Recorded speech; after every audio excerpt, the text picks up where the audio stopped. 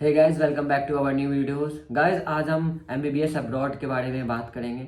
The most important thing क्या होती है कि आपको एलिजिबिलिटी क्राइटेरिया। तो गाइस, इंडिया में एनएमसी के रूल्स एंड रेगुलेशंस के अनुसार से ही आप फॉरेन जा सकते हैं।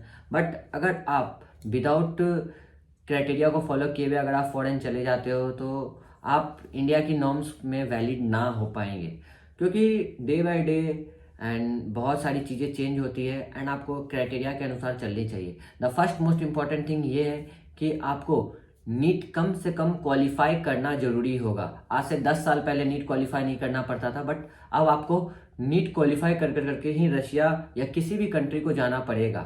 एंड हाँ, ये चीज़ जरूर आप चेक करना, हर एक यूनिवर्सिटी की लिस्ट में नेम होती है, एनएमसी में नेम होती है, एंड आप इंग्लिश ही यूनिवर्सिटीज़ में जाना। और सेकंड पॉइंट ये आता है पीसीबी। पीसीबी जो होना चाहिए आपका, जो 12th में जो मार्कशीट होता है वो पीसीबी में आपका होना चाहिए 50% जनरल कैटेगरी का होना चाहिए और 40% रिजर्व कैटेगरी वालों का होना चाहिए। गाइस, तो हम इस टॉपिक पे भी बात करेंगे, पीसीबी, फिजिक्स, केमिस्ट्री, बायोलॉजी पे।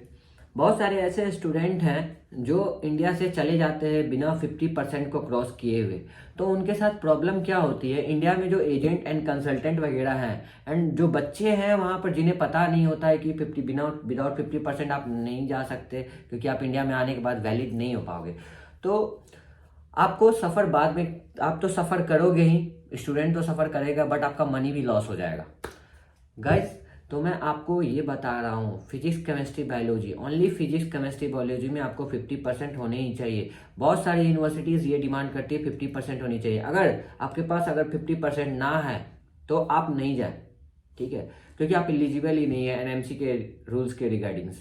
एंड आफ्टर दैट बहुत सारे इंडिया में जो एजेंट हैं वो क्या करते हैं, अगर आपको 50% भी नहीं है तो आप बच्चे को क्या करते हैं, वो यहाँ से लेकर के चले जाते हैं, बट वो एक पेपर साइन करवाएंगे आपसे जिसमें ये लिखी रहेगी कि you are responsible for everything, I am not responsible.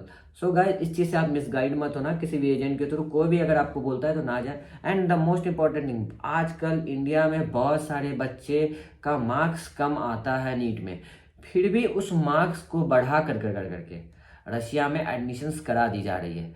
But ये भी वैलिड नहीं है, क्योंकि अगर आप वहाँ से आओगे तो इंडिया में आप अप्लाई करोगे फॉर्म को तो वो आपका एलिजिबल होगा ही नहीं। जब एलिजिबल नहीं होगा तो आप इंडिया के एग्जाम्स में, जो आने वाले जो एग्जाम्स है 1 एंड 2 ईयर्स में जो नेक्स्ट होने वाली है, ठीक है, common exams all Indians all foreigners के लिए, तो आप एलिजिबल ही नहीं हो पाओगे, तो फिर कोई फ़ायदा नहीं, आपकी 6th ईयर आपकी वेस्ट। थर्ड, 17 ईयर्स कंप्लीट होना चाहिए जिस ईयर में आप एडमिशन लेना चाह रहे हो। टिल दिसंबर आपका 17 ईयर्स कंप्लीट होना चाहिए। गाइस, इस चीज़ पे भी एक इम्पॉर्टेंट टॉपिक बनती है, क्योंकि अगर आपका 17 ईयर्स नहीं पूरता है या नहीं टच हो रहा है तो मैं आपको बता रहा हूँ, आप यहाँ से एमबीबीएस के नाम पे चले तो जाओगे, बट आपका वहाँ पर लैंग्वेज कोर्स में एडमिशन हो जाएगा, क्योंकि आप क्राइटेरिया को फुलफिल ही नहीं कर पा रहे, ठीक है। And after that the most important thing कि आपकी इंश्योरेंस ही नहीं बनेगी। इस चीज़ को बहुत सारे बच्चे प्रॉब्लम फेस किए हैं। सो आप जाने से पहले एनएमसी हु में आप यूनिवर्सिटीज़ के रिगार्डिंग एंड प्लस यूनिवर्सिटी के क्राइटेरिया को फुलफिल करें, किसी भी यूनिवर्सिटी की, सब यूनिवर्सिटीज़ की क्राइटेरिया को फुलफिल करें एंड तभी जाएं। एंड द ओवरऑल बात ये निकल रही है गाइस कि बहुत सारे यूनिवर्सिटीज़ रशिया में रशियंस मीडियम में ही हैं, ठीक है, बट वो अपने यूनिवर्सिटीज़ को चलाने के लिए वो इंग्लिश में फुल कर रहे हैं। आप ही समझो, जिस यूनिवर्सिटीज़ में आज तक रशियन मीडियम है वो यूनिवर्सिटी इंग्लिश मीडियम में कैसे पढ़ा सकती है। अगर पढ़ा भी रही है आपको तो आप एक बात नोटिस करो, आपको क्या समझ में आएगा, क्योंकि टीचर्स वगैरह तो आपको अंदर में रशियन से मिलेंगे, आपको रशियन टीचर रशियन में ही पढ़ाएंगे।